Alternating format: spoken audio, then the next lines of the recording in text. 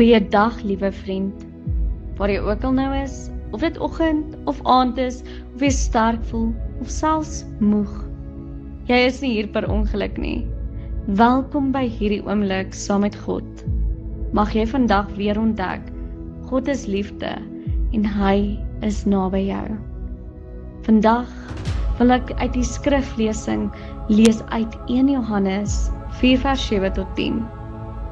Geliefdes, ons moet mekaar lief hê, want liefde kom van God. Wie nie lief het nie, het geen kennis van God nie, want God is liefde. Hierin is God se liefde geopenbaar. Hy het sy seun gestuur, sodat ons deur hom kan lewe. Tot sover. Miskien het jy vandag met vrae gekom. Is ek genoeg? Hoekom voel ek bang? Waar is God in my situasie? En die antwoord begin hier. God is liefde. Nie net dat hy liefde wys nie, hy is liefde. Dit beteken jy hoef nie eers perfek te wees nie. Jy hoef nie alles reg te hê nie. Jy hoef nie voor te gee nie. God se liefde kom eerste.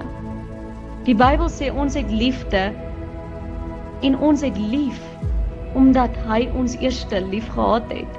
En dit is 'n goeie nuus. As God se liefde werklik in jou hart inkom, begin dit vrees wegvat. Volmaakte liefde verdryf vrees. So miskien voel jy vandag dit nie eintlik iets antwoord nie. Jy voel oorweldig, onseker, alleen. Maar hoor dit. Jy is geliefd. Jy is nie alleen nie. God hou jou vas. En daarom kan jy weer begin sing. Nie omdat alles reg is nie.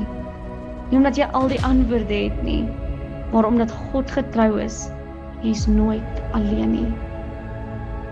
Here, dankie dat u liefde nie afhanklik is van hoe ons voel of wat ons doen nie. Dankie dat u eerste lief gehad het.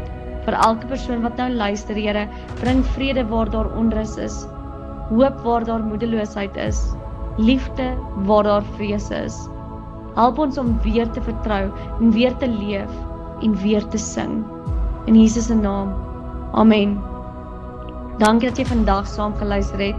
As hierdie boodskap jou geraak het, deel dit gerus met iemand wat dit nodig het. En onthou, God is liefde en jy is deel van daardie liefde.